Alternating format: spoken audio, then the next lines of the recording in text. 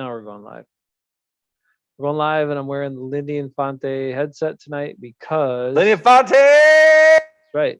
Lindy Infante. This was his authentic Lindy Infante headset. It says it right on the back. You didn't know? It does? I got it at auction for $5. Well, you paid way too much. It went for about the same price as that Eddie Lacy jersey that Rick found at that auction that he had. But this authentic Lindy Infante headset includes the authentic sound that Lindy Infante used to capture back in late 80s, early 90s before he was fired. And Mike Holmgren took over. Oh, that's not nice. Hey, we picked up another subscriber since yesterday. Did we? Do you know at this pace, I was figuring this out. At this pace, we will have 1,000 subscribers by the time we are 70 years old. Yeah. By the time we're in our 70s. So you and I will be doing Hafeman Roast talking Packers or Packer opinions when we're in our 70s. If we can keep it going that long, we'll get to actually make a little money from it. Yeah. Eckes is here. Oh my God! Because which is good. We need cold that. We and need rainy night. Eckes. Eckes is back. Hey boys, how we doing, Eckes? Man, good to see you, sir. Appreciate your constructive comments. Oh my gosh, Rick is here too, and he says, "Hey, that legendary Packer jersey was a steal for whoever won it." Yes, of course it was, because a steal. They probably right. Just like Eddie Lacy stole a bunch of money from the Packers when he was on the team. I think people were stealing. To be honest, people were stealing from them. Whoever put that auction item up, or no, did I got that backwards? I don't remember. It's been a long week. Yeah, you got it backwards. It's been a long week. I'm always backwards. I'm backwards in my thinking. I'm backwards in my hairstyle, but I'm not backwards in my headset. The reason, that was the point I was trying to make. I'm wearing this headset tonight because my other nicer, newer headset apparently only has super hot volume. I don't know why. And then I plug it on a microphone and it's super hot volume and way louder than Ben, and it sucks. So I'm trying to balance this out because I can't control that. I don't have a mixer. I don't have a Ben Jason mixer right here in front of me. Well, but that's what the thing is, I didn't have the good mic system on the last couple of times. I just had some headphones on, and I think my mic was way down by my gut. And my gut's big, and it soaked up all the sound. So. Oh yeah, well that's true. It'll absorb down there. No, I did lose a lot of weight this week from climbing up and down stupid ladders and sweat my nutsack off. So what is it? Stop talking about that all the time. Why? So you were just complaining. Were you complaining before or after we actually started this about how much you worked this week? Was that complain every 5 minutes about it? Because I work with a bunch of young people and they slack it, dude. Hey. Kids are freaking lazy, dude. Like these 20-year-old kids. This whole new generation of workers, not all of them, but darn, a lot of them, they don't want to work really. They just goof off. Yeah. Like I left because I was like, I started at 8. I was late because the day before I stayed 2 hours late in the morning. So last night when I went into work, I was about 10 minutes late. I was like, I don't give a crap. I stay 2 hours late every freaking day. So if I'm 10 minutes late, you can kiss my balls. Because that's bullcrap. Would you stop her? Jesus, have them kiss something They're else. already sweated off. Who cares? They can kiss them. They can take them, pick them up off the ground and kiss them. Between mom and the numbnuts all the time, and then would you just cut it out? Yeah, but I don't know if Mom knows what she's talking about when she says you're going to give our show a bad rating, not. We need some bad ratings so we can get some. What do you think I did? I got us the most thumbs down we've ever gotten by doing what I did last week for some reason. Wow, it really struck a nerve there. But anyway, continue on. About your nuts. I know I had to give us a thumbs up myself because there was 3 thumbs downs and no thumbs ups on your little video, and I was like, geez, I better give him a thumbs up there. Oh, I thought that was Mom. I'm sorry. Yeah, that was me. Nice. That's different. Anyways, I thought you were one of the thumbs downs, to be honest. So this morning, we got hammered with a bunch of crap to do, like always. And they keep saying, Ben, you're going to do this, but then I come in and I'm all over and I'm doing other things, and that's fine, whatever. And you know me, I used to be a manager who ran an entire truck crew at Toys R Us. So it's like, and the first couple of weeks, I was like, okay, I'm just a guy. I'm not a manager guy. I don't want to be a manager anymore. I don't want to have anything to do with having to watch over these freaking young punks who just want to slack off all the time. And blah, blah. And I was like, it's not going to bother me. As long as I stay within my area, right? And I do my thing and I knock out my stuff and yes, I'm working harder than them, but I'm also slower. I mean, I'm not as fast because I'm old and blah, blah, blah, right? Okay. but I'm way more organized, and things need to stay organized for me or I freak out. Blah, blah, blah. Well, the problem is now the amount of stuff that's coming in is so much higher that they end up throwing a bunch of people in one spot. That is the really high area spot. And the majority of the guys I work with, okay, there's Tino, who's pretty good. There's Brandon, who's like Tasmanian devil. He's just like goes crazy and he's awesome, but he makes a huge mess. So that freaks me out. So I got to keep him way over there. And he does a lot of good stuff, but I'm like, I'm going to be over here. I'm going to do my thing over here, be organized. You go Tasmanian devil over there. And then at the end, we'll clean up and we'll figure it all out. And then there's another guy, Mike, who's been there for 100 years, who's wants things a certain way, you know, but sometimes you have to do it a different way. And he's gradually coming around. Like it's taken a month, but now he's starting to come around and he realizes I'm not like a crazy guy or whatever. A jerk or whatever. Because last night we actually talked for more than 10 minutes for the first time ever. And I was like, oh, I think he started to like me. I don't know. We'll see. Anyways, bottom line is we got a bunch of crap. So they were like, hey, we're going to throw a bunch of people at the end to help you take care of some things. And they did. But they were always 20-year-old kids who just goof off. Like the job should have been done on time. But because these guys are like goofing off and slacking it and whacking it, and there's no manager there who's babysitting them, they're goofing off. So I'm like, and I'm getting pissed and I can't say nothing. I'm just a guy, right? They've all been there longer than me. I've only been there like a month and a half, right? So I'm trying not to say anything. I'm trying to be cool, try not to be mad. But underneath, I'm just, and luckily I got a mask on so people can't see how pissed off I am. They can see it in my eyes because even Brendan is like, dude, Ben, are you mad? And I'm like, oh, you're like, you mad at me? And I'm like, oh, no. I'm not mad at you. You're good. We're good. He's like, oh, you look mad. I'm like, how can you even tell? I got a mask on. He's like, you look mad. And you know my eyes when I get pissed, right? Okay, well, he knew because he'd worked with me for like a month and a half now. He's one 20-year-old kid who works really hard. Okay, this Brandon guy, he's awesome. The other ones, no. Anyways, and they're not, and I don't know if they're bad, but it's at the end of the night, right? So they've been there as long as I have, and they're just goofing off. And then I was there for half an hour later than I was supposed to be on my last day of the week after I've already worked 50 hours already this week. And I was like, I'm ready to go. Like this should have been done. And and one of the other guys that was with me, Tino, and he was like, I got to get out of here, man. I got stuff to do. And I'm like, you know what? I'm out of here too. Screw this crap. And I just walked away because I was like, this job should have been done. And I normally don't leave a mess. And it wasn't that big of a mess. And there was like 7 little punks back there doing stuff, cleaning up the mess. So hopefully it got cleaned up. I don't know. I don't care. I'm not there right now. I'm not coming in tonight. I'm not coming in tomorrow night. And I don't give a crap what kind of mess they got there. Because whatever. And it's the week before Thanksgiving or 2 weeks before Thanksgiving. And it's like, you know, it's a disaster area. And you know what I mean? Like that's the way all these places are like. But sorry to go long and long about all that. But what I'm saying is my manager-ness is kicking in again. And I'm starting to get mad. And I want to start smacking people.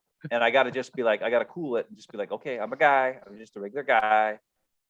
That is what you said you wanted, you know?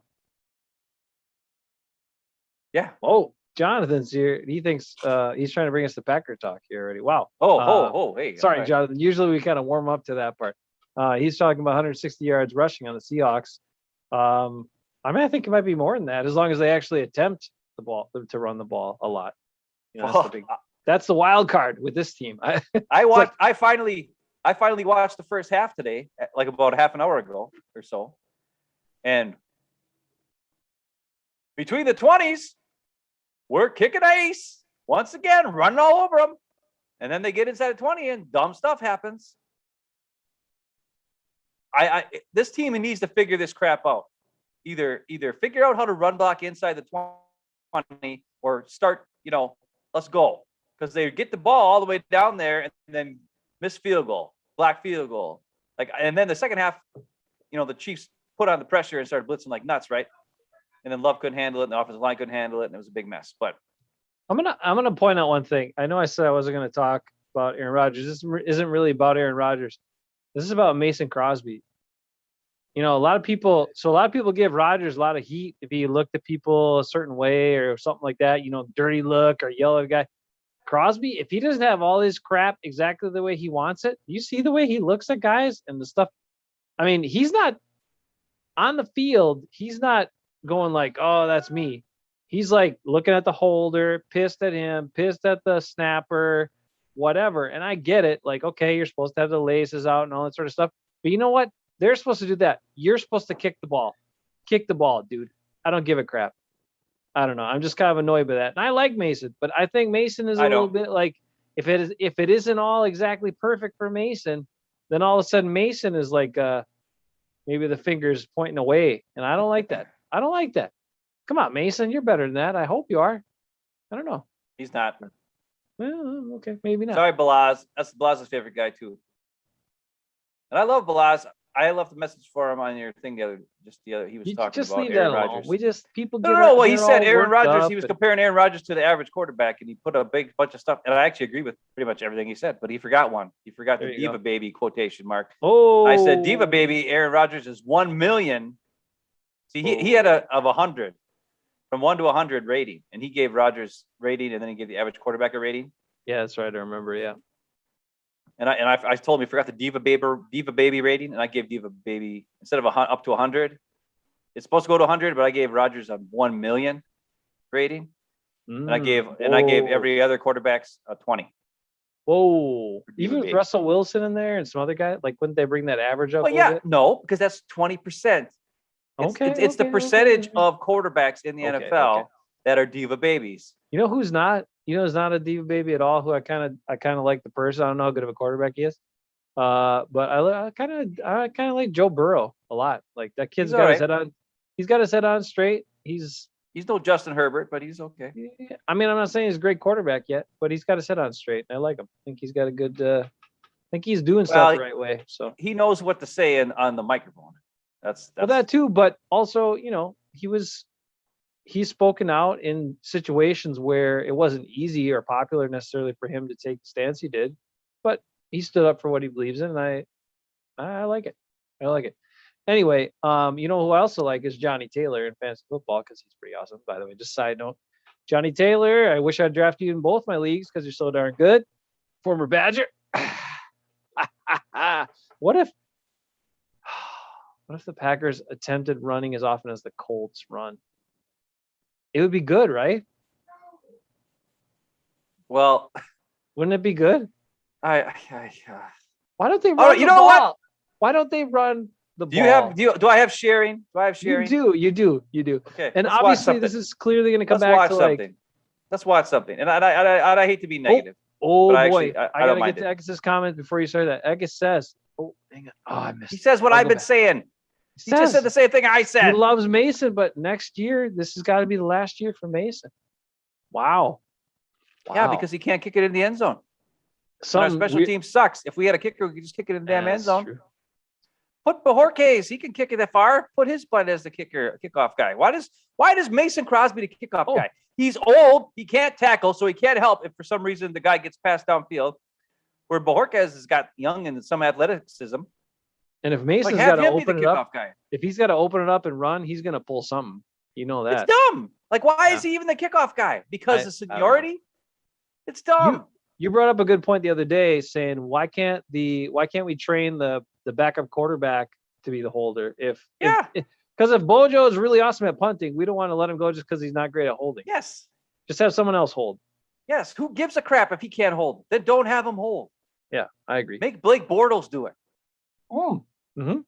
Activate freaking Ben Kurt, or whatever the hell his name is. Make him the holder. I don't give a crap. I mean, what the heck? Come on. Hasselbeck was the holder. It didn't happen until McCarthy got here that they had to, because they wanted the special teams to work as a unit off by themselves all the time. So they have the punter and the kicker and the long snapper all working together while everybody for like hours and hours and hours. Well, obviously it isn't working. We're not doing it right. So we might as well just switch it up and put a guy who's used to catching balls, from afar away, like Jordan Love. And Lukey Patrick I watched the first half. He had a little bit of a flooper long snap, out of the shotgun that Jordan Love had to kind of reach for, and he got it and did a good job. Jordan Love can be your guy. And then guess what? Maybe we have a couple freaking sneak attack, freaking fake field goals every now and again because we got a quarterback who's there who can throw the damn ball. Right. You're not worried about the punter throwing the ball too well, right? People remember the Tom Crabtree play against the Bears that one time? They don't remember. People forget, man. That was Show an 'em. awesome fake field goal. I don't have it, but What are we looking at here? Some running plays or what? this is the first running play of the game. All right. Okay. You know where I'm And looking. I watched the game, and I'll say this: AJ Dillon ran really great, except for the one time where he just ran up Lukey Patrick's butt and just sat there when he could have just took it outside for a big hole. I don't know what he was doing there. He just ran up the guy's butt. That's fine, but he's used to running up the gut, and that's fine. Usually it works pretty good. Yeah. Aaron Jones had a couple of good runs. They ran the ball great. But what I want to show is this. This is the first stinking run of the game. You would think they would be practicing this all week long, right? Yeah, sure. You would think that there would be no mistakes on this play, right? Or at the very least, maybe one guy would make a mistake, right? Sure. Or one guy would miss a block or what have you, right? This is the first run of the game. An outside pitch play to the right, okay? To the right, okay. Now, here's the thing I don't understand. So you got Lukey Patrick here, right? Mm-hmm. Okay. And yeah, this guy is kind of right on him, but shaded to the left, right? But you got Runyon Bunyan here, right? Mm-hmm. And the play is a pitch to the right. And right here is defensive tackle extraordinaire Jones, right? The monster superhero defensive lineman. He's a big man. Who is very hard to block on passing plays, much less block on a running play, right? Yep. So you would think Lukey Patrick would help out the crappiest offensive lineman the Packers have against one of the best defensive linemen in the history of all time. But let's watch and see what happens. Oh, okay. Here's the other thing. I'm glad you paused it there. Yeah, let's see. Okay, what? You got something to say? I just want to see like who's on that side of the field. Okay, so we got Jones over Newman. Okay, so we're thinking we're matched up there. Turner's going to get probably either the down lineman, the end there, guy in the end, or the linebacker behind. Or maybe you go big dog right in front of you for the guy in the end. Turner get upfield and get that inside backer. You got Daphne should get the corner out here. And then the guy coming in motion, peel up and look for whoever is coming, either from the inside or go straight ahead and get that safety. That's what I would picture would make sense, what you should be thinking about right here. But let's see what happens. I have no idea what happens. Well, right. This is a pitch play to the right. Yep. There are 1, 2, 3, 4 guys here, right? Yep. You got 1, 2, 3, 4, 5 guys to block these 4 guys. Yep. And maybe you can throw this guy in the mix. Lazard should be like the clean. So everybody should Lazard should be getting this. Lazard's guy the cleanup or guy leading up the hole should be the way it should go. But right. So he's like the guy that as he turns, so he's in front of Jones. So as he leads up the hole, he sees, he looks inside, he looks ahead. If there's anybody coming, I take the first guy I see. That should be what it should be. But anyway, I mean, that's basic blocking, but I don't know. Maybe they try fancy blocking. Yeah. Well, what it should be is Lukey Patrick and Newman blocking Jones. Double team. Yeah. Okay. That's what should happen. These 2 guys double team. Daphne should move up to the corner or to the linebacker, one or the other, preferably the corner. And then one of these 2, which is Big Dog or Turner, peels off to get this guy. Lukey Patrick peels off to get this guy because he'll be over here by that point. And then Lazard should have a free wheel to get this safety. Mm-hmm. And Aaron Jones has a touchdown. They have the numbers. Yeah. They have the numbers to do that. That's what should happen. Here's what actually happens. Let's see it. Runyon Bunyan. I don't know what's going on here. Him and Lukey double team this no-name defensive tackle for the Chiefs. The Chiefs have a really good guy over here, right? They just got Melvin Ingram or whatever. They traded for him. They got Frank Clark over here, and they got Jones here. 3 big-name veterans, and then some no-name guy. They double-teamed the no-name guy. For I don't know why. Okay? Big Dog and Turner double-team Frank Clark. What? Daphne, why? He's not that I don't know. Daphne has to get this guy. And this guy's out here, and Lazard comes around to the outside, and I'm assuming he's supposed to get this guy. But let's just watch. I'm going to pause it real quick again. The first thing you want to watch is right here. Watch, of course, I mean, this is all-world defensive tackle against crappiest guy on the planet. So I'm pretty sure you know what's going to happen there. Oops, hang on. Okay, swim move, he's done. Swim move, he's done. It took 1 second. Not even a millisecond. He doesn't have the ball yet. It's like right. The pitch just happened, and he's already in the backfield 4 yards. and Jeez. Newman's already beat. I mean, within a millisecond, the play is almost ruined, right? Luckily, it's a pitch play to the outside. Okay, so this doesn't really even matter that Newman sucks so bad because Jones has this option. And look at this. This should be a wall here. This should be a seal. But this double team, and Daphne should be able to seal.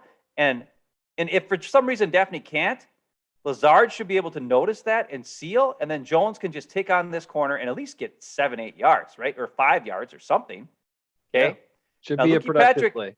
Okay. Lukey Patrick here is coming off a double team and he wants to try to get this guy. Yeah, that's hard. Okay. But so that's what happens there. Now, the next thing we want to watch is Daphne on this linebacker because it's really sad. So he's not in a good position right now, but he's not. But so the first mistake was a double team on a no-name tackle and leaving Newman one-on-one against an all-world guy. Okay. Yeah, that's the first mistake. Second mistake, somehow this is a double team, yet they still got pushed backwards a yard and a half on a double team with Big Dog and Billy Turner. So that's even harder for Jones to get around the edge, right? Yep. Okay, so I have in slow motion. Daphne is already beat. What was that, like a millisecond of time? Jones finally he's already beat. Yeah, he just got the pitch. He doesn't even have it tucked yet, so he just got the pitch. So right. He's almost went from halfway to him to actually to him. That's it. Yeah, that's and look at here. Daphne is already, this guy's helmet's already past Daphne. Yep. So not only do we have a double team here for no reason, Newman sucks, Daphne missed his block, we got a double team here for no reason, and now, so he's already beat, and Lazard is looking right at it and sees it. Now you want to watch Lazard on this. I don't understand what he does. He pulls a Dave Bakhtiari. He's like, I should go and block that guy, but you know what? I think I'll not do it. So watch what happens with Lazard. He's going to be like, and I slowed this down so it's in slow motion so you can see it. Watch Lazard. It's really slow, I know. But it is very slow. Just hang on, calm down. All right, that's fine. See that? Did you see what he just did? Did you see it? It went too fast for me there for a second. That's really weird. Because I had it in slow motion, but then it sped up really fast, right? Then I kicked up. Hang on. We'll try again. I know you're all like, what is he doing? And that guy gets in there, by the way. And I don't know if it's a face mask or what, but Aaron Jones's head is that happened like twice again in this game. I know, and they never call it. They never ever call it, but it happened again. And that's Daphne's guy who's right there tackling him right there, by the way. Right here.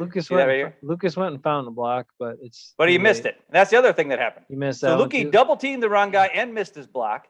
Oh, Daphne missed a block. Newman missed a block. These two guys double teamed a guy for no reason, and then Lazard chose not to block anybody when he could have helped. It's really confusing. Let's watch this one more time. Right there. See that? He came back out again. He's right there. Why didn't he just help out Daphne? He watched him. And then he jumped back to the outside. Yeah. And now Aaron Jones is like, holy crap, this guy's in my face.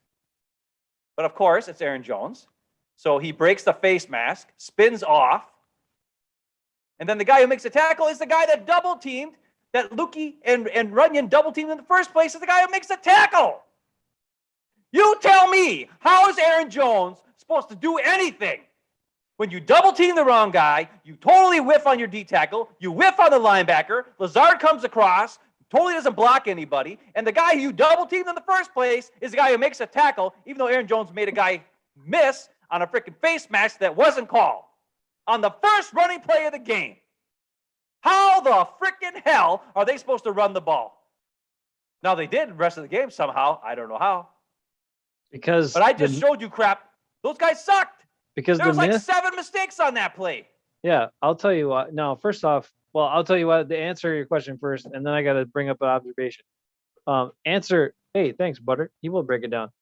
Let's see. The answer to your question is because the myth that all football players talk about and all football coaches talk about all the time, even though I know people think what I say is wrong, I'm going to say this because it's actually true, is that is when they try to say, oh, we need all 11 guys doing their job for a play to work. No, you don't.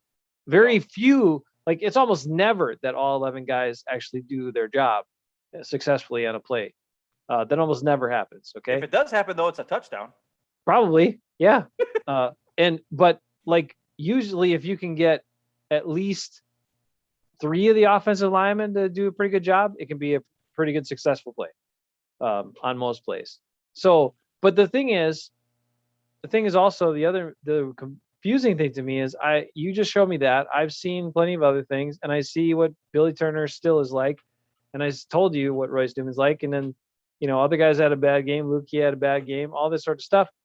Yet I repeatedly hear all these people talk about how the Packers have such a great offensive line. I really, do they watch the same game? I mean, is it football that they're watching? Are they actually watching the game Packers are playing, or are they just taking that from somebody's word on it? How are they coming to the conclusion that the Packers have had one of the best offensive lines in the league for a while? I don't get it. I don't see it, and I don't get it. It's just the part, and I hate to be negative all the time because they had a lot of good runs. So like if you're a Packer fan and you watch that game, you saw A.J. Dillon run the ball really well. You saw him catch the screen pass and take off. You saw good runs by Aaron Jones later on in the first half. They do some good things too. The part that bothers me was that's the first run of the game. Yeah. Like the first run of the game. And they had like 7 mistakes on it. And it's just kind of like, come on. Oh, I guess wants us to move on to the Seahawks game. He wants to look ahead. He's a look ahead kind of guy. Well, too bad, because we got to watch one more play. That's fine. We'll watch one more. That makes me mad. I won't break it down as long. It won't be as long. I want to tell you one quick thing that I wish the Packers would do, because like that whole setup, what you saw on that side, I wish they would do more trap blocks or more pulls, because the way you had it, you could have had Big Dog on that last formation. You could have had Big Dog blocked down. And even though Billy Turner isn't particularly good at blocking people in space, he's also not particularly good at blocking people when they're right in front of him. So it doesn't matter that much. But at least he could have pulled behind Big Dog and kind of led up the sideline and taken who's ever first, right? And then you still have Lazard coming around. So when you do those pull blocks and kind of lead up through the hole and you block down on the backside to cover, especially in an outside play, because on an outside play, some of the guys, some of the pursuit, even if you miss them, leave them unblocked, it's not going to matter, right? They're not going to be able to get there. So you want to focus on where the ball is going, where your runner's going. And if you can have multiple guys that are like cleanup guys that are coming into the hole, running with the flow, coming into the hole and cleaning up, that gives those outside pitch plays and stuff like that a lot more chance for success. But you have to pull guys to do that. You can't just expect your wide receiver to be the cleanup guy. You got to have a tight end or an offensive lineman lead up, and then you can throw your receiver in there too. Fine. But I would love to see some more of that with this run game, because I think it could help out. That's my breakdown. Go ahead. Yeah. Well, this is the second drive of the game, and it's where it stalled out. 2nd and 7. It's a run to Aaron Jones. And we're going to watch the guy who's like another tackle out there. He's like another tackle out Another there. tackle. We'll see him against the Seahawks. Here he is right here. Sadies. And here's Frank Clark right here. And Billy Turner is going this way to block this guy for some reason. And Big Dog is supposed to get all the way and block this guy in a run that's going this way. And I'm going to tell you, it ain't going to happen. All right, let's see it. Looks promising right now. It looks sort of promising. Oh, wait. No, he doesn't have his head in front. It doesn't look good. But look at this angle by Frank Clark. Yeah, and he's got Big Dog beat by a mile. Everybody else is doing okay. He just crashed it. I don't know if that was a defensive call or he just went with instincts. But yeah, he crashes hard. And there you go. There's your Big Dog. The best run blocking tight end in the NFL right there. I've heard that a lot too. Another tackle out there. I've heard it. Except here's Aaron Jones getting the ball 3 yards in the backfield, and Frank Clark is within millimeters of him before he can even do anything. And you tell me who's the best run blocking tight end in the NFL. And you tell me, why did the Packers stall? Why did the Packers stall on drives when they get in the red zone? I don't know. Maybe because the guys that are supposed to be so great suck. Now let's watch this play. Elton Jenkins, I want you to look at his head. And I want you to look over here. It's Frank Clark again, but now he's over here. And Lukey Patrick, I love Lukey Patrick, but when he's on the road, he's got a move, he's got a technique. He gets his butt up, and then he's down, and then he snaps the ball. And Frank Clark knows it. Frank Clark is gone almost immediately when the ball snapped. And Jenkins is still looking at the ball. And by the time he looks up, he realizes, I got no chance. I'm just going to block this guy over here instead. So Frank Clark doesn't even get blocked. I'm not kidding. That's what happens. Look. Yep. He's already beat. Wow. He's already beat. He's already beat. And here's the worst part. This is an Aaron Jones screen pass. Wide receiver screen with Devontae blocking for him. So you know that it wasn't going to work anyways. Yep. But we did have MBS over here. He probably would have been blocking pretty good. Or no, actually that's Lazard. So he probably would have MBS is on the bottom there. Oh, that was Randall Cobb. He would have blocked.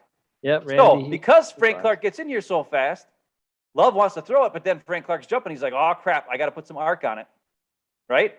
Yeah. But he puts too much arc on it. And then we know what happens. Yeah. Frank Clark. Yeah. So completely destroyed. He destroyed 2 plays in a row. Love looks bad on that, but it's his fault. What is he supposed to do with that? Right. But everybody's going to play. Oh, my God. Love is not accurate. Love is not accurate. Oh, my gosh. He's not accurate. Really? If he would have been accurate, that ball would have been knocked to the ground by Frank Clark or even picked off by Frank Clark if he would have just threw it right where he should have thrown it to get to Aaron Jones. He had to throw it up and over like that. And it was at the last second he adjusted his throw. Hey, why didn't tell me if he sucks? I think he's pretty good. Why didn't Troy Aikman point any of this stuff out during the game? Because he don't know what's going on. Okay. Sorry. He did say that Frank Clark didn't get blocked on the play. He did say that. Oh, okay. All right. Well, then he's better than I thought. Did you notice, just as a side note real quick, before we move on to the Seahawks, I know that's where everybody wants to talk about. Did you notice that Aikman and Buck seemed less anti-Packer this game? Yeah, because they don't like Aaron Rodgers. And they're right to not like Aaron Rodgers. That's what I still hate him. I still hate him, Aikman and Buck. Yeah. Aikman's jealous. Aikman's jealous of Rodgers because he's got 3 championships and nobody talks about him ever, even though he's got 3 championships. He's never brought up in the conversation of the top 10 quarterbacks of all time or even the top 20 quarterbacks of all time. Because he's jealous because not only does Rodgers gets higher praise and Brett Favre gets higher praise than him. And he's jealous and he's angry about that, even though they both only have 1 Super Bowl. He's got more Super Bowls than the 2 of them together. And that's why he gets so pissed and jealous about it. And that's why he gets so cranky. That's the whole reason. Hey, did Joe Buck come up with more ways to say catch a pass? Caught! No, I'm pretty sure it's just caught. All right, let's see. The pass is caught. Just watch the quick replay of that game, and all you hear is caught. I wish I could be an announcer again and say the same word over and over. It's so nice. So he's so bad, dude. Joe Buck is the worst. He has no business being an announcer guy. Maybe for baseball, maybe he's fine. I don't watch baseball, so I don't know. I know he does the World Series and crap. He goes at a slower pace, and he's got like that. You can tell he really thinks what he's saying is important, and that's what you need in baseball. Like guys that'll talk real slow, and then also not be afraid to pause for a while and still keep talking like they're the most important guy in the booth, and that's fine. He's good at that. Football, though, man. Hey, Joe Buck, I know your dad was a broadcaster or whatever, but you probably should have, I don't know, should have done the Mike Sullivan exercises because they work for me. They're pretty good. It's about verbiage and expanding your broadcasting vocabulary, and then you don't say the same damn thing over and over and over and over and over and over again. All right. So Eckes says Seahawks. Eckes' family is going to be there. What? My question to you, Eckes, is which quarterback are they going to be rooting for the Packers? Which guy's going to be on the field? Oh. The one we love or the one we hate? Was that cornerback or quarterback? Is that what you said? Quarterback. Oh, okay. I thought you were talking because Kenny King had a pretty good play. I was watching in the first half where Tyreek Hill caught the ball and Kenny King just stood there and Tyreek Hill tried to juke him and he didn't realize that Kevin King doesn't move. He tried juking him 7 times and Kevin King's like, I'm not even going to move. I never move. I don't tackle anybody either. And Tyreek Hill did not watch the tape to know that Kevin King can't do that because he hadn't played the last couple games. So because it's an unfamiliar opponent, he didn't know. All I have to do is just juke. I don't have to even juke. I just run straight and he's not going to tackle me. But he didn't know that. So he tried juking him 7 times. And by the time it finally was over, then the guys, got him out of bounds or whatever. That was a great play by Kevin King, not doing anything. It was a classic Kevin King. Eckes says loyalty to the team only. Players do not matter. No players matter. No players matter. Only the team. It's all about the G. Play. So we could have the dirtiest dirt ball, worst players, assholes in the history. In the history, that is what I titled my notes for Sunday. Was not It wasn't Aaron Rodgers. It was asshole Rodgers. But anyway, that's beside the point. Eckes said, Dude, I anyway, can't get over this Eckes transformation. is about This show is so the much G. more fun now that you are a hater. No, listen, I love this. We're gonna lose so many more. We're gonna have less subscribers soon. King played well for 2 games in a row. He didn't play in 2 games in a row yet. Ding ding. He didn't play the week before. Oh, Eckes is predicting this game. Okay, I get it. We're cool. I hope so, Eckes. Look, King better start playing well because they gave him a lot of money. He needs to start earning some of that stinking money. Okay, let's see. Green Bay. So anyway, you get all these guys that carry the G, and it's never about the players. I'm sorry. The players are such a focal point of, they represent the organizations, such a focal point of the team. You hear from them in long, press conferences, all this other sort of crap. So it has to be both. I mean, for me, it is both, because you can't Not just me. Really. I'm a Packer fan, dude. All right, well, good for you. I mean, I can't I'll say separate this. it. I can't separate it 100%. I just can't. If a team does well and a guy who's a jerk makes a play, I do feel dirty about it, but the Packers won, so it's not like I'm going to be mad about it. You know what I mean? I just feel kind of dirty. I'm like, oh, I feel kind of dirty, but hey, whatever. Hey, okay, so here's my question for you. Remember all those years ago when every time we see Herb Cole when we were working on the TV station, he'd get he was awesome. about his little joke about trading for Shaq. We were going to trade for Shaq. That was back when Herb Cole owned the Bucks, right? Then he 100 his jokes. And so if you had Shaq on the Bucks and the Bucks did well, you'd have been okay with that, even though the way he played was I like Shaq. Beat the crap out of. Well, that's true. You kind of tried to play like him, except you just couldn't dunk, and you were. It's not his fault that he was that big. I don't know why everybody hates Shaq so much. I always liked Shaq because he got screwed. How many times did he get screwed where guys are just hanging all over him and they never call a foul ever? And then you watch Allen Iverson who flops around like a little bitch and they call a penalty every goddamn 5 seconds. Or Jordan slaps his own arm and they call a penalty and then he laughs after, and everybody knows it. And they still call the penalties. And then Shaq gets beat up by 3 guys, and they call a foul on him sometimes. Not too often on him. Not too often. Whatever. But anyway, so my point is, I'm just trying to say, like, if you had, if Iverson was on the Bucks, could you like the Bucks? If it was Iverson, no, I couldn't. If Iverson was the Bucks. Okay, all right. So it is part of it. There are some play. Yeah, there are some things that I couldn't do it. No, like if Deshaun Watson was a Packer, no. Sorry. Okay. Russell Wilson, no way. If he was a Packer, I would become any other fan. I would become a 31 other teams fan, and then I would hate the Packers for getting Russell Wilson because I hate Russell Wilson. I hate fake jerks. Aaron Rodgers is a lying sack of crap who's a diva baby, but at least he's not a fake jerk face. Like he just lies. He's right. Dude, there's so many. The whole world is that way. Okay. This is the biggest thing I want people to understand about the Hafeman brothers. Okay. We were raised by our mother and father who were not brought up with a lot of money. They were both not wealthy families. My dad worked his butt off on overnights and then got a job as a mailman.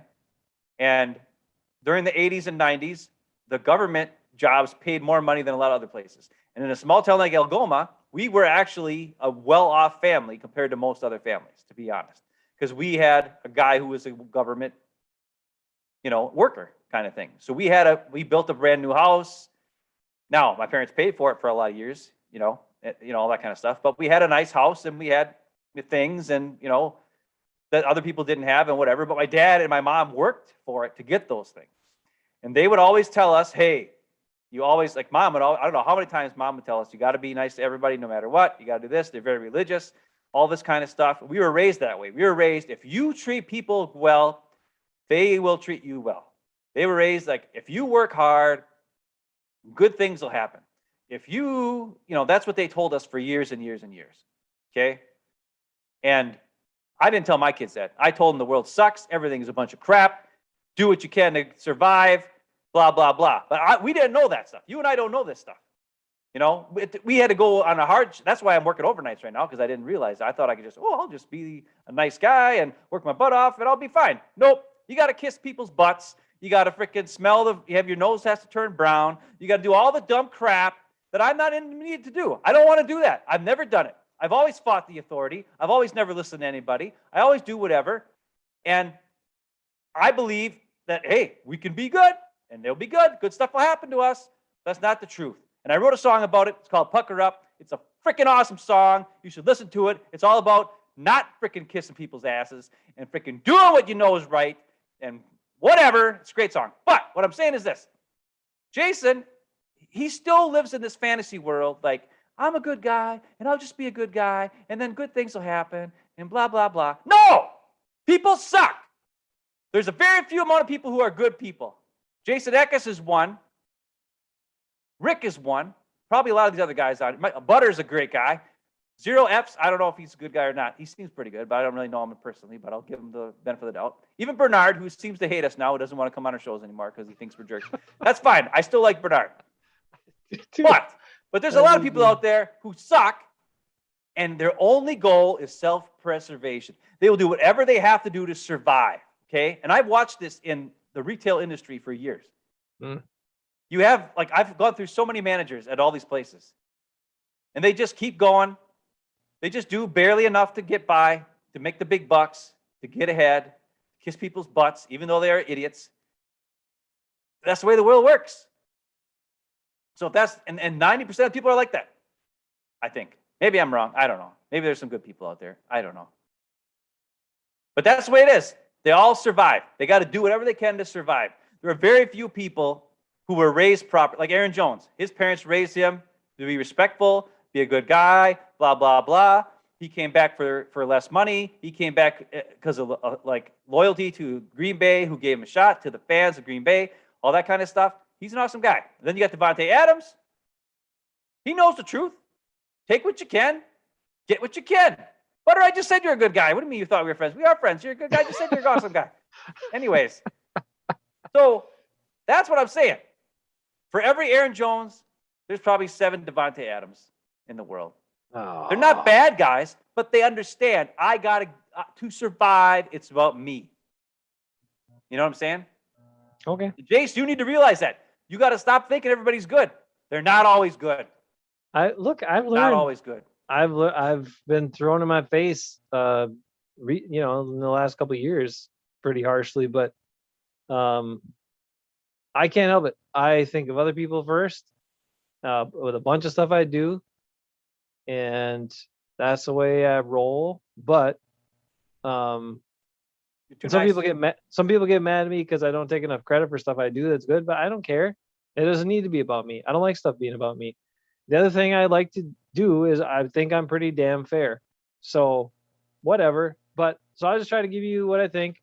And at the same time, if I'm going to quote somebody, I'm going to actually quote them accurately. That's what I'll do too. Oh, boy. Sorry, bro, but it's true. You're going to act like you quote somebody. Freaking that's a pet peeve for me. If you're going to act like you quote somebody, then quote somebody. Make sure it's accurate. Just like when I quote Eckes, it's going to be accurate. Sorry, Eckes. I didn't mean to say, I was paraphrasing before of what you said. Eckes doesn't say it's only that they don't matter, that it's only about the G. He says just cheer for the team. He wants us to cheer for the team. Right. Which, look, this team, let's be honest about the Packers, right? We'll bring it back. Good aside, though, Ben. Not really. I kind of whatever. Insightful aside, we learn more about you. Is that, I don't think there's much of a way the Packers are going to lose this division, right? So really, it's about, okay, how can this team figure out, because it seems like they're still trying to figure a lot of things out. So how can this team figure stuff out by the time they get to the postseason to actually do something? What has to happen? Now, is Bakhtiari actually going to play this week? We don't know. Do we know that yet? They don't say anything. I just watched John Runyon's interview. Okay. I got a feeling that Bakhtiari is going to be playing this week. I could John be wrong. Runyon told you? No, but they asked him a couple questions about, like, what's it like not knowing whether you're going to be playing when David comes back and blah blah blah, and he didn't.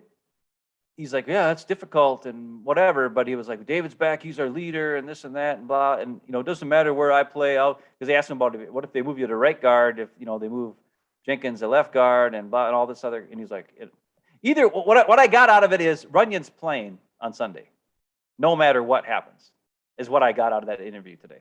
Now well, that's a positive. So no matter if, and he didn't say Bakhtiari was coming back. He didn't say he wasn't coming back, but Runyon knows he's playing.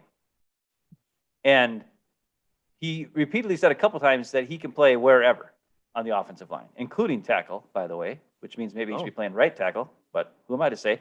Anyways, but he did say that. So, and knowing that Bakhtiari is finally off the PUP list, it's been like pretty much a year since his injury. I mean, come on, the guy's ready to go. Let's get him out there. They showed him in like July. He was like jumping up and down and doing all kinds of crazy stuff. I'm pretty sure by now he's ready to go. Yeah. He's a football player. What? They said he's not playing. Who said he's not playing, Mom? Did they say he's not playing, or they say they're not ready to go? Because Mom knows stuff because she pays attention. So if she's right, then she's right. Mom's got a source. I hope you're wrong, Mom. It's probably Dad. Because Dad said Jordan Love was the draft pick, and we all laughed at him. He said it like 3 days before the draft, and then we all laughed and said, Packers aren't that stupid. Oh, Eckes was out too. Dang it, Eckes! Don't ruin my freaking thing. Well, whatever. I know Runyon's playing. Okay. But he might be at left guard, might be at right guard. Okay, well, Bakhtiari's not coming back. We have two confirmed sources. Two sources equals confirmation in, I think, some worlds. So we'll go with that. If it was Adam Schefter, it's a confirmation. Let's go with it. Go with the story. Yep. You can drink beer fast. Bakhtiari can. He's still probably doing that. But anyways, so that means, okay, we probably got another game with Royce Newman in there. That it'll be really interesting. I've said it. I'm pretty sure I said it weeks ago, and I've said it multiple times. I know, so I won't go on about it. But what they choose to do when all the guys are back, Bakhtiari's back, and what they choose to do with this offensive line is ultimately going to determine whether they have success in the postseason or not. So we'll see. If they keep switching guys around, I don't like the magical, and I know we referenced that the other day about how Andy Herman and, Nagler were talking about how, this team shows they'll just switch guys around and they'll switch them around. Well, you keep switching around. Like all the players have said it publicly, even switching from right to left or switching, it takes a little while to get acclimated to that new thing. You're doing things with the opposite hand first, opposite foot first, blah, blah, blah. So I don't think switching guys around is the best idea.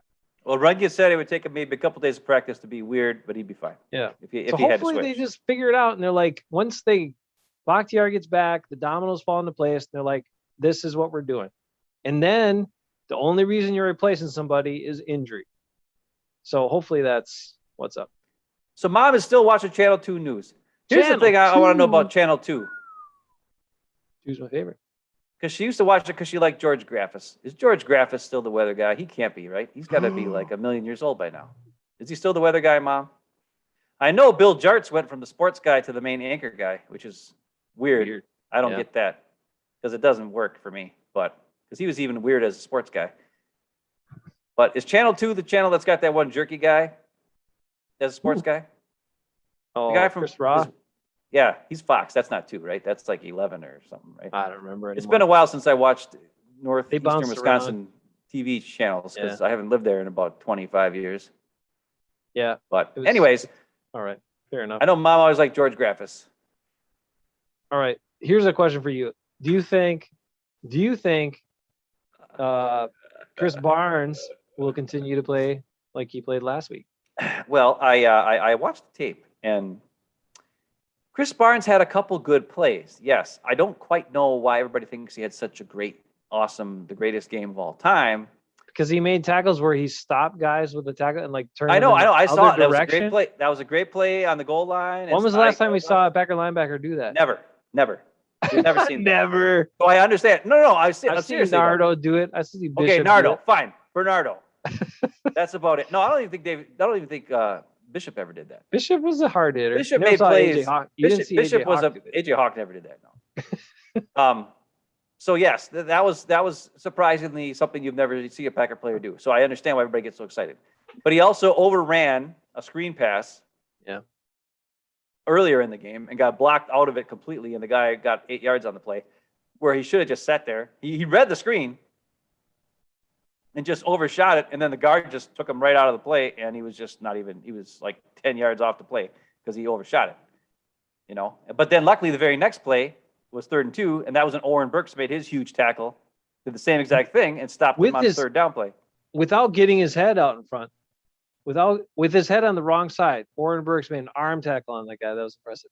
It's Brad Spakowitz is back. Okay. Spakowitz is still there. We all know about that. We all know about the Brad Spakowitz, Don Mikowski rumors that happened in the old days, but we all know as Don that guy's been fan, that guy's been there forever too. He was number 2, the number 2 weather guy for like 30 years, and now he's number 1. Oh, well, amen. Thank God he got a chance. Wayne Simmons. Okay, Wayne Simmons, he was a thumper. Yep. I'll never forget the Wayne Simmons Brent Jones playoff game where he just beat the snot out of him. And the Packers kicked the crap out of the 49ers. That was one of the greatest playoff games of all time. We all remember that. That was how Wayne Simmons got in the Packer Hall of Fame on that one game. Is he in the Packer Hall of Fame too? Probably. Dude, everybody's in the Packer Hall of Fame. I don't even know if it's really a Hall of Fame anymore. I think I'd have Terry Mickens in there now because he's my favorite. Anyways, but that was the game where Wayne Simmons and Craig Newsome used their abilities to beat the snot out of guys and destroyed the 49ers in that game. That was so beautiful, that playoff game. Oh, beautiful game. I just like it when linebackers attack and hit guys. Yes. And Barnes did that, which rather than sitting back and just waiting and getting caught up in the wash, he attacked and beat the block sometimes and made some plays. So I'm not saying he was perfect, but he did some of that, and I like that. I thought Savage had a better game than him. Savage, I said it. He was flying around. Yeah, Savage looked pretty good. I don't know why Amos and Savage can't fly around at the same time or in the same game. I don't know why, but it seems like they don't. I think they should change their roles because it seems like they usually have Savage playing deep because he's faster. Right. But he never is in the right. He reads the play, but he doesn't make a play on the ball. No, he can't play the ball. Amos is slower, but he's able to make a play on the ball more often. Right. Yep. But and the other thing is Amos is bigger, so you're thinking, well, he must be better around the line of scrimmage, but he's actually not.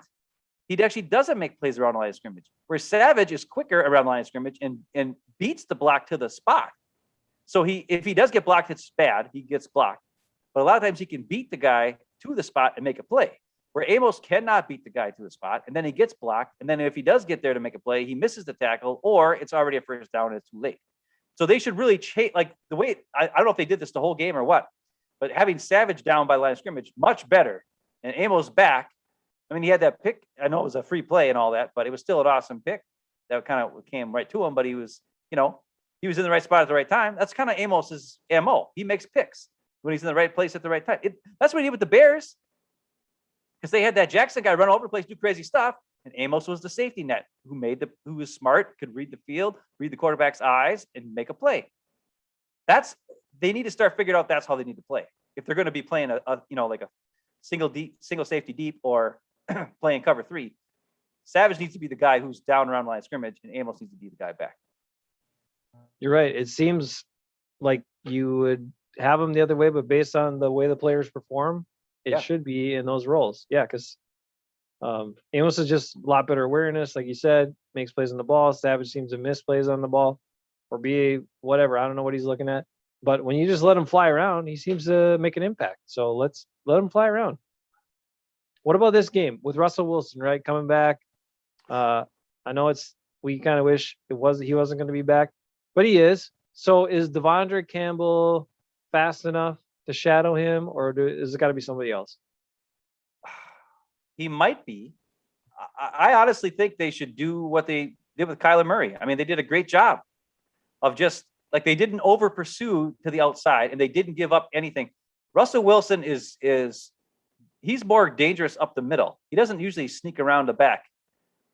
What he does is he runs around, and then if he does get to the outside, it's usually because he's throwing like a super deep laser. So you got to look out for the deep plays against him too, and then he throws up this moon ball that goes super high and then comes perfectly down, and you're in trouble if you're a safety and you're Savage because you can't read the play. Maybe Amos can make a play. That's another thing. Savage might be your guy. Have Savage be your guy who's kind of hanging around looking for him. That might be the key right there. Keep him as your spy in the middle of the field. I don't know. That could be I like smooth. that.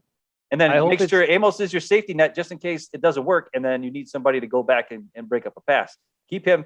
This will be the one time where I want to see Amos 25 yards off the line of scrimmage like they usually do for no reason.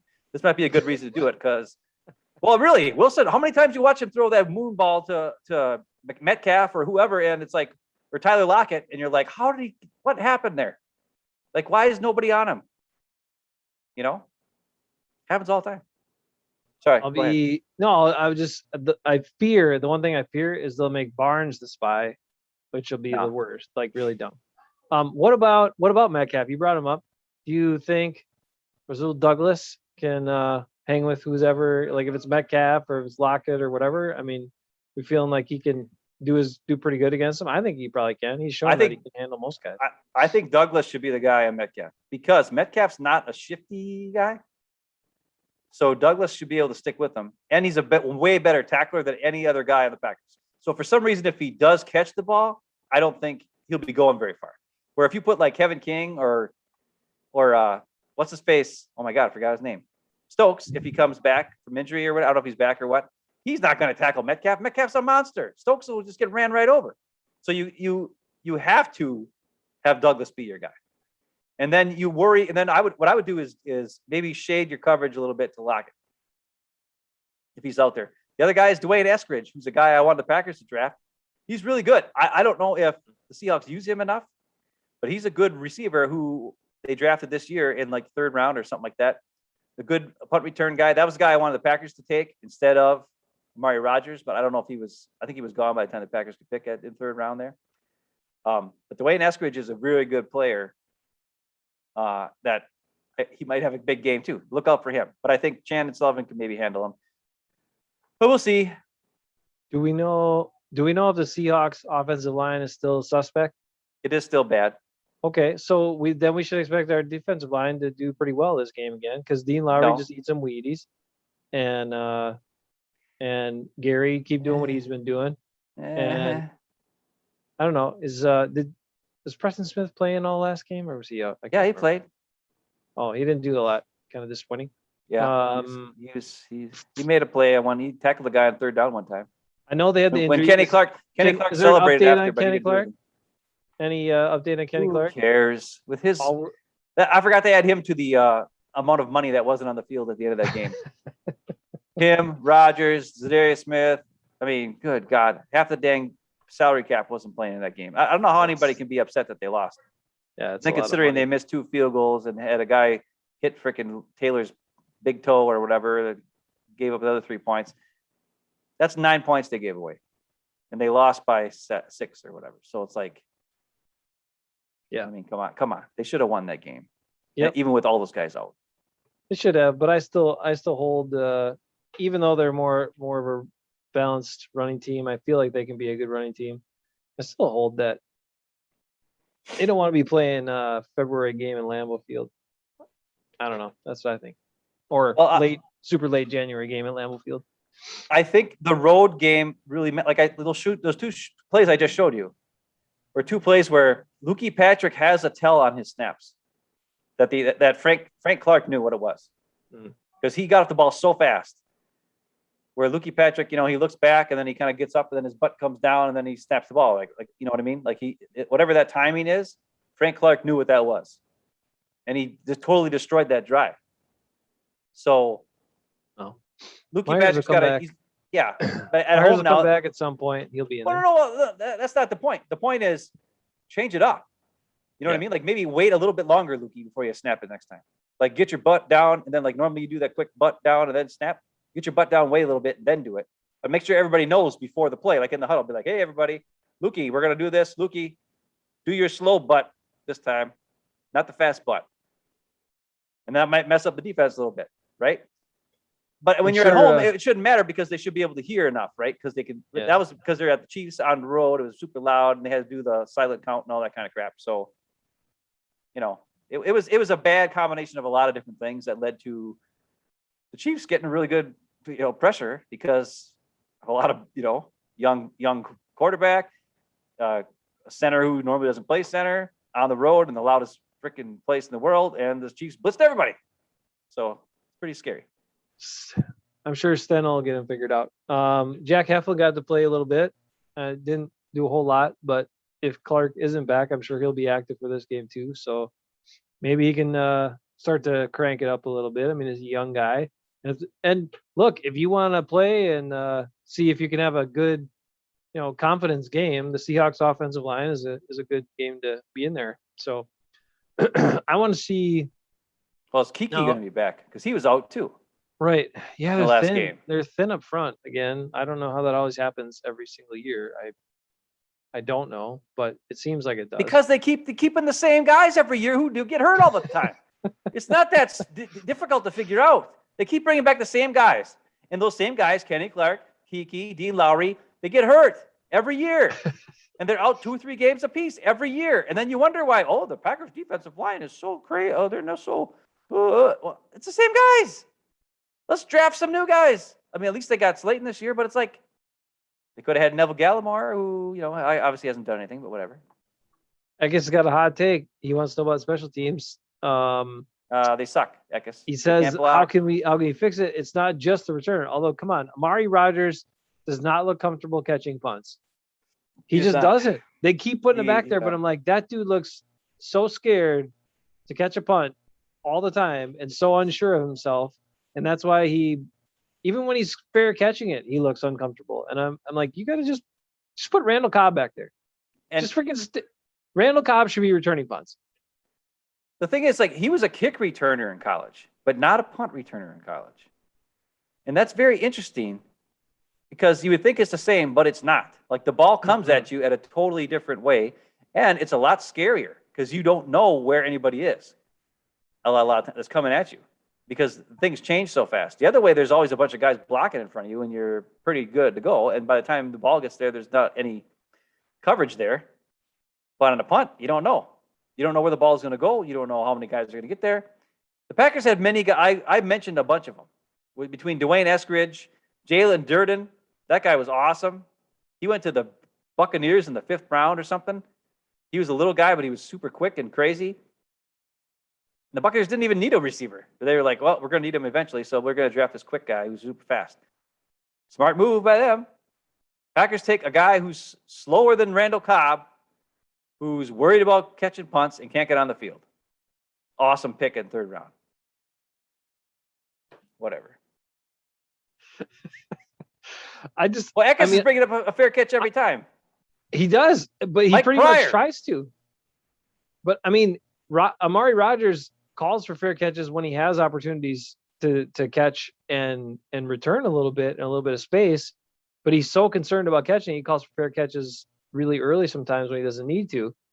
So, I mean, I'm just saying how uncomfortable the guy looks trying to catch a punt, and you keep putting him out there. Those are possessions you're potentially giving away. And he makes the wrong calls too. That punt that hit Taylor, Rodgers should have read that, bet on it, fair call, called for a fair catch, and made the catch. But that play happens because he's so concerned about making the catch, and you can tell by his body language that he lets it go and then runs away from it, and then it hits your guy. So that turnover there was really on him. And not because he didn't say, Peter, like Nutty used to say. No one wants to touch the Peter. But that was, I'll go on football reference for you. But because he didn't fair catch it, that's why the ball hits the ground and hits our guy's foot. So you got to, look, what is Randall Cobb on your receiver depth chart? Just let him catch punts. Come on. He started his career catching punts with the Packers and your career catching punts with the Packers. Because at least he's going to make the right decision. He's not going to make a big return, but at least he's going to make the right decision and he's going to catch the freaking ball. That's what you need. Possess the ball. You want the ball when they're going to punt it to you. Rick, the only thing I would say is Eckes brings up the fair catch every time. And if people remember this, Mike Holmgren. I don't touch that treadmill, butter. Yeah, I saw it. It's a good joke, butter. There's It makes you think I do, though. That's why I put it there. Yeah, but you're in good shape anyway. So if I had a treadmill, I once walked on a treadmill or ran on a treadmill at mom and dad's house for like an hour straight, which was dumb. And then after I couldn't stop. I just kept walking around the house. You know how our house has got that circular thing downstairs. I couldn't stop. My legs just kept walking because I'd never walked that much in my life before. And it took me like 10, 15 minutes to stop walking around the house. It was really weird. It was uncontrollable leg movements, but whatever. Anyways, Eckes talking about fair catch. Mike Holmgren, for 1 year, had a good punt returner, right? During the playoff run there. All the other years, he had Mike Pryor back there, a slow, bald white guy, because he knew he wasn't going to screw up the punt, right? Because he had watched so many other times where guys screwed up the punt. So he put Mike Pryor back there because he knew he was a safety net, smart guy. He'll catch it, make the fair catch every single time. I'm sure all Packer fans who are older remember that. Mike Pryor making all the fair catches. Maybe we should get Mike Pryor back. He's what, 65 now? 50? I don't know how old he is. Get him out there. He'll make a fair catch. He used to do it back in the 90s. Or Randall Cobb can be that guy. It just seems like they're like, oh, we draft this kid in the 3rd round. He's got to have a role. No, he doesn't. He's not comfortable doing it. Well, you drafted Jordan Love in the 1st round. Does he have a role? No. So just put somebody else in there, please, because we have enough special teams problems, and then you got that. So I don't know. And then as far as the protection seems to be a little bit better, but was there ever any follow-up on why all of a sudden they cut the long snapper, got this other guy long snapper who sucks as bad as he did? I don't know. Yeah, why did they because ever the fans complained Davis about go? it, and the reporters complained about him over and over again. They complained about the long snapper for years and years, for the last couple of years, saying Hunter Bradley sucks. Hunter Bradley sucks. Hunter Bradley sucks. And that's all they ever said. So I guess now the Packers finally believed it too. You know how that happens. Remember Tyrone Williams would tell everybody he was going to be a Pro Bowl cornerback? And so then the reporters started talking about how Tyrone Williams is so good and he's a Pro Bowl type cornerback. No. He said he was a top 5 corner in the league. Okay, top 5 corner in the league. Yeah. In preseason that 1 year, said he was one of the top 5 cornerbacks in the league. Even though he was 3rd on the Packers depth chart. No one else had ever said that. He just said it, and then all of a sudden the Green Bay media was like, "Oh, Tyrone Williams, top 5 cornerback in the league." It was written in print all of a sudden. Not that he said it himself, just all of a sudden it was written and like it was fact. Tyrone you know who Williams, else is like that? No one ever said that. Kenny Clark is like that. Everybody keeps saying he's a top 5 defensive tackle in the league. Kenny Clark. Does he ever make a play like Chris Jones just did? I showed you earlier tonight, where he just swim moves the guy and freaking destroys him and gets in the backfield within a millisecond? I don't think Kenny Clark's ever done that. I think he might be able to do that against Royce Newman though. Like if he gets to play really bad. All right. If he gets to play really bad O-lineman, he can do it. He can look really good. All right. Kenny Clark is good. He's just not great. And yeah. So but when he's not worth the money if they're paying him. He's paid like he's great, but he's actually just good. And so when he plays really good offensive lineman, he looks average. That's how it goes. So, yes, I guess you're glad they didn't get OBJ. Yeah, I was going to say no BJ. I don't need that guy. Like, why? Oh, maybe that was bad. But anyway, no, I was going to say no to OBJ. Sorry. But the point is, wow, I got myself off track there. Who's the dirty one now? Well, I guess you're not dirty one. You're not dirty one. You and Mom putting all this stuff in here. Anyway, the point is, we definitely didn't need that guy on our team either. So no, absolutely not. I don't care. Apparently, did they make him a league minimum offer? Was what was reported. Yeah, that's what, and he got $4 million from. He got $4 million from the rent. He took the money.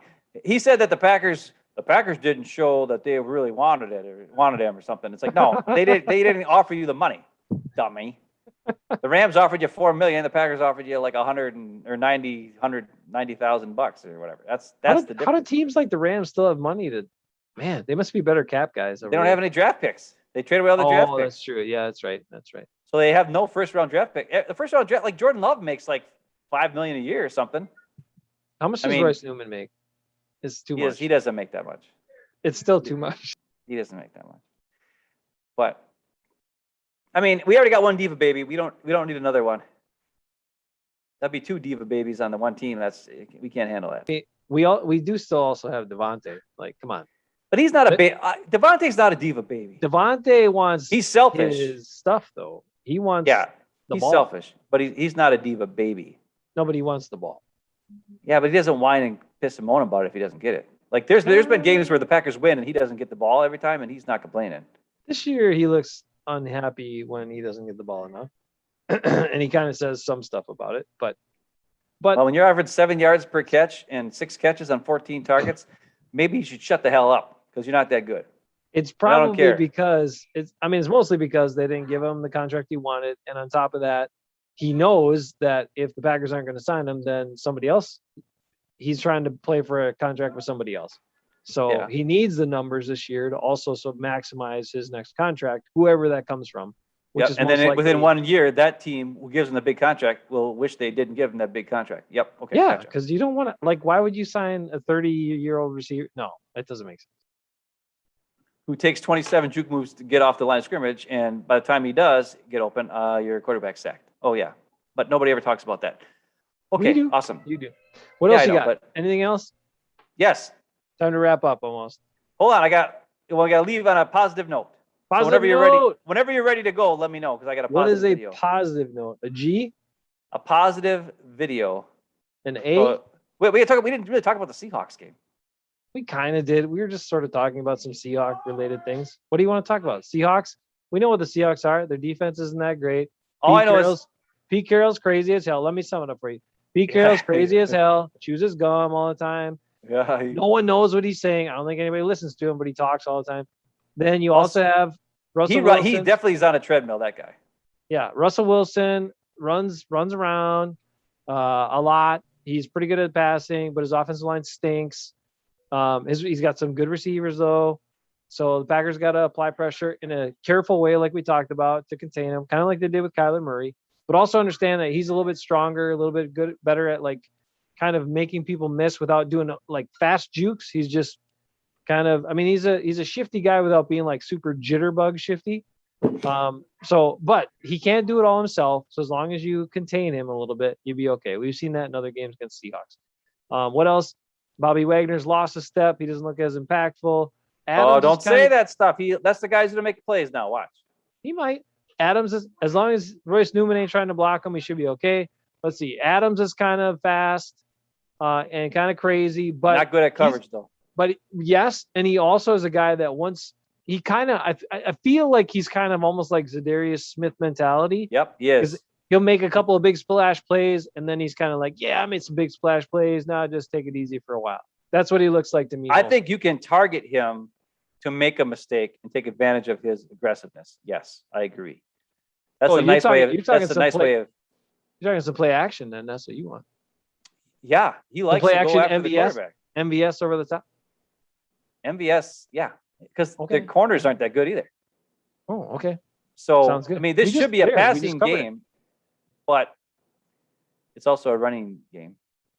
Yeah, Butterbroad said he's a treadmill guy. Yeah, Pete Carroll. I was just to say, Pete Carroll definitely uses treadmill because he's like 70 years old and he looks his body. He's in good shape. It's probably from chewing all that gum. That's how you get a good jawline.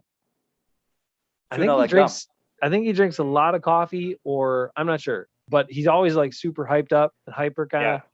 So that's why he chews his gum so fast. I hate him. That nervous energy. I hate him. He's the one coach in the NFL I hate more than any other coach. And Russell Wilson is the one quarterback I hate more than any other quarterback. So even more than Aaron Rodgers. So that tell you something right there. And we used to kind of like the Seahawks. Yeah, because they had the best quarterback ever. Yeah, that's my favorite quarterback of all time. And one of the best Packer coaches of all time. Yeah. The Mike Holmgren, Matt Hasselbeck combination was awesome. And they got screwed by the refs. There's a video online on YouTube. It's called the biggest whatever, like they call, I don't know what it's called exactly, but they say it's the biggest NFL fixin of all time, they call it. And it's like a 25-minute video, and they show all the bullcrap calls in that game and how many times the Seahawks got screwed over. And it's ridiculous. Speaking of that, we should talk about the Bears game. It was terrible. Do you see the clip about the Bears game? Nope. With the guy who makes the sack and he does like a crazy kick move. And then, there's a lot of hate. I'm sorry, buddy. And then he kind of looks at the sideline of the Steelers because he was on the Steelers in preseason and they cut him. So he like made a big sack of Ben Roethlisberger, and then he like kind of stared down the Steelers for like a second and then turned around and started coming off the field. And then the official had his hand on the flag ready to throw it. And he like stuck his ass out so that the guy would run into him. And then he pulled the flag out and called the flag on him for taunting. Like to be like a big shot. Like, I'm a big shot official. I'm going to bump into you and then throw the flag so you see that I did it to you. Because he wasn't paying attention to the official. He didn't even know that he didn't turn around and look at him. Right. You should watch that clip. It's bullcrap. These officials, and I hate to say it because I know Mo's an official and Mo would get mad at the. He doesn't. I know, but this guy was bull. I would like to have Mo on and talk to him about that. Next time we have Mo on, we got to show that play and ask him like, is this something that you condone, Mo, as an official? The fact that this guy stuck his ass out and invited the contact with a player purposely to be a jerk and show him up like that. And Chris Sims had a point. He was talking about that same exact official when he played. There was a game where he got a late hit. It was like 4 seconds or like 4 steps after he threw the ball, and the defender smacked the crap out of him and he landed on the ground. And he's like, "Where's the flag?" He's like, "What the F?" and all this, and he yelled at the guy. And then the rest of the game, during timeouts and stuff, like when they come back from a timeout, the official usually would be like, "Hey, get your call in now because we're coming back in like 10, 20 seconds to help out the quarterback." Be like, "Hey, just so you know when we're coming back, blah, blah, blah." And for the rest of the game, like 3 or 4 times after that, when they were breaks, the guy didn't say nothing. And obviously he just blew the whistle. And then Sims was like, crap. So Sims had to call the play and then get all the guys lined up and all this kind of stuff. Where normally you kind of get lined up right away and get ready to go after a break, right? And then finally, after the third time he did it, Sims looked at him. He's like, "Dude, are you going to give me a warning next time or what?" And he's like, "Are you going to apologize for what you said to me at, whatever, how many earlier in the game?" And then Sims is like, "Holy crap. Like this guy is holding a grudge this whole time because I swore at him when he should have called a flag on the guy for a late hit. And then he took it out on me 3 freaking times in a row on the freaking going out, whatever." It's the same guy.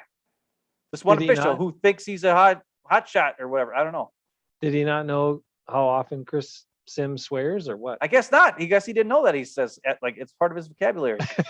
I don't understand. But Eka saw it. He says it's bogus. It was total bogus. It was BS. It was a bunch of crap. Plus, everyone knows you only do the ass out when you're like hugging someone you really don't want to hug. That's when you do the ass out hug. Or a hugging. No, you could be hugging a friend. That's a guy. You always have to stick your ass yeah, out. that's true. You don't want like Peter. We don't want none of that. I forget what movie that was in where they were talking about where you're doing the ass out hug where the ass sticks way out and you're just kind of. It's not a good hug. I mean, you might as well not hug then. But anyway, well, that's why when you're usually your bros, you usually do the shoulder hug with the arm around like this. It's like a side. It's like a side shoulder hug, arm around bro hug. Yeah, but I don't like doing that with you. When you do the straight up bro hug like that, that's only for like bro, like you and me. Once in a while we'll do that, but even most of the time we don't do that. No, but I'm saying I don't like doing that shoulder hug with you because you usually like throw your shoulder into me a little bit. Like I do that on purpose. I want like cheap shot first and then a hug. So it's like that's what I do. Now I take that back. I do hug my son. When he came home the first time from college, I did give him a straight up bear hug because I hadn't seen him in like 2 months. Yeah, that's good. But he's my son. I mean, come on. What do you want me to do? All right, so we got all that. That sounds all right. Good. So Seahawks are going to lose. Packers going to kick the crap out of them. All right, final I don't care score who the time. quarterback is. Final score. I was totally wrong last week. I'll be totally wrong again. Let's say 33 because I like Aaron Jones' number to Russell Wilson. What's his number? 3. Okay, 33-3. Packers win. I will just inform you that to get to 33, I think they have to make some field goals. So just a heads up. Are you sure you don't want to refine that? No, because they can go for 2. Okay. A couple times and miss it once or twice. Once. Yeah. I don't know. 33-3. Eric, you stinking jerk. Do you hear John Gruden is suing the NFL? You should. You got to get some of his money back. This is America. So even a bigoted, racist jerk has a right to sue. As much as, listen, it's America. Yep. It's America. All things so he can sue. He could still also be a jerk and a racist and a bigot. Yep. And a homophobe and all the other things that he is. But that's fine. But he has the right to sue because this is America. Just like Aaron Rodgers has the right to not have the vaccine. I don't care. But he also has the right to lie and cheat and deflect. And that's his right. Aaron Rodgers has that right. It's America. He can do whatever he wants. Okay. We just expected more from him, but that's that's fine. We shouldn't have. That's the point. The big point. Are you ready for some fun yet?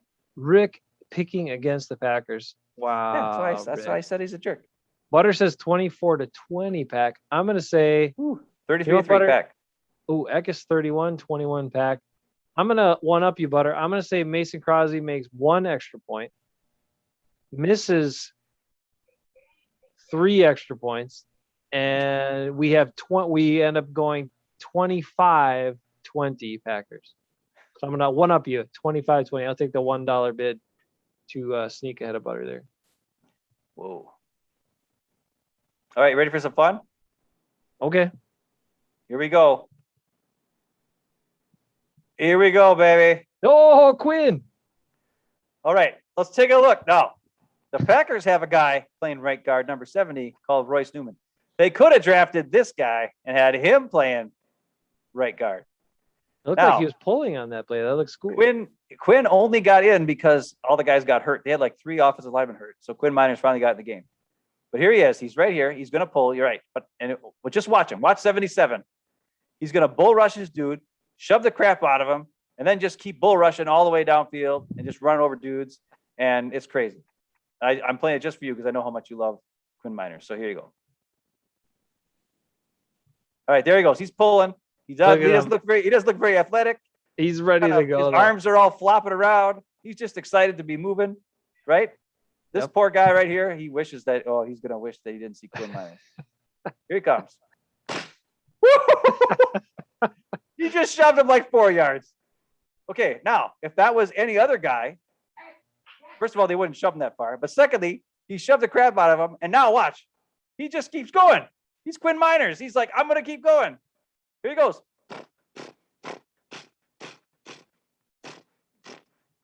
And then he falls on a guy just for good measure at the end. That's good. Quinn Miners. That's the guy the Packers should have drafted. So they should have drafted him. Instead of a guy that blocks for 10 seconds, we took the guy that blocks for 1 second. That's great. That's fantastic. Now, here's the very next play, because for every good thing he does, he also does this. He does the same thing. This time he's all excited. It's another running play. He's super excited. He gets off the ball. This time he's not pulling. This time he's just going to straight up run. And he just overshoots his guy and falls straight on his face. So, and I slowed it down, but it's awesome. But here he goes, 77. Look at him. Totally whiffs. Oh, no. Totally whiffs and then falls straight on his face. Here he goes. Dang. But he gets up. He's like, He thought about hitting somebody, but then he thought about it. Let's watch that one more time. We're going to watch the first part again. Here he goes.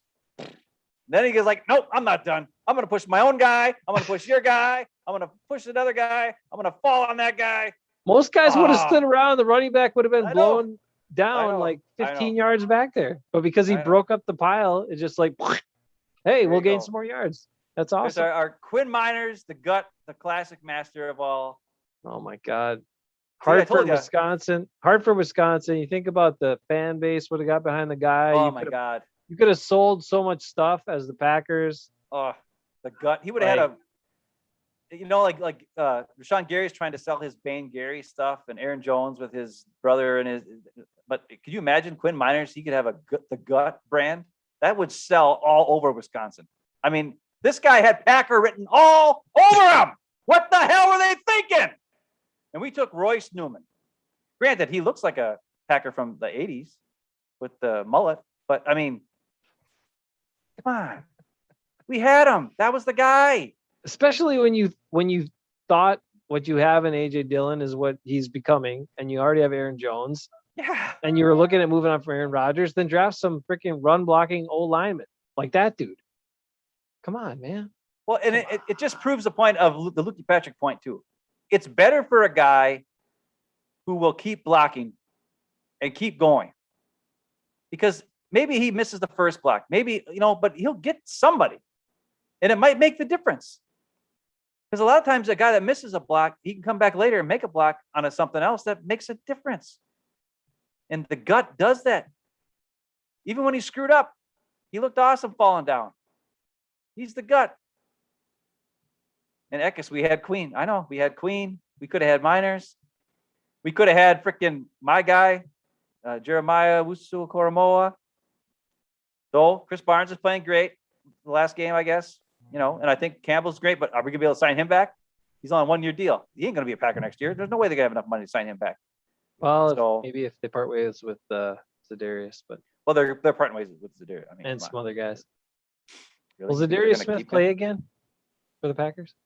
He's back with the team, and he's back. Such a fun guy. He's hanging around. He's great. He's a great guy. He's got his own. He made his own C. So yeah. I just some people trying to say Gary's not doing as good. I mean, he's good. Let him be good. It's because he didn't get to Mahomes in that last play that really mattered, and he took a bad angle. And if he would have taken a better angle, he would have probably had him. But he's not fast enough to catch him, and that's the problem. He's not fast enough to catch him. Darius Smith would not have caught him either. Just no. He probably would have been still looking around like, what? So Darius would have given up. Yeah. After he got past him, he would have given up. That's the difference. Gary doesn't give up, and that's why I'll take a Gary every day of the week over a frickin' Darius Smith. Yeah, Gary's grown on me a lot. Jonathan gets in here with a 29-16 pack. Go Pack, right. Go Pack, go. We say go Pack to you. Packers, Seahawks at Lambeau Field. Enjoy the game, Ekis. Have fun. You guys enjoy the game too. I'll be sitting and watching on TV. Butter. Jonathan says Pack win 29-16. I don't know if you said that. I just got that one in there. Yep. Jonathan 29-16 pack. Thanks for hanging out, chatting. Appreciate it. Go Pack, go. Run the heck out of the ball. Good times. Keep Russell Wilson contained. Then you win. That's pretty much it. Watch the Broncos to watch the gut if you want to watch the Broncos. Keep going, Quinn. Good luck to you, buddy.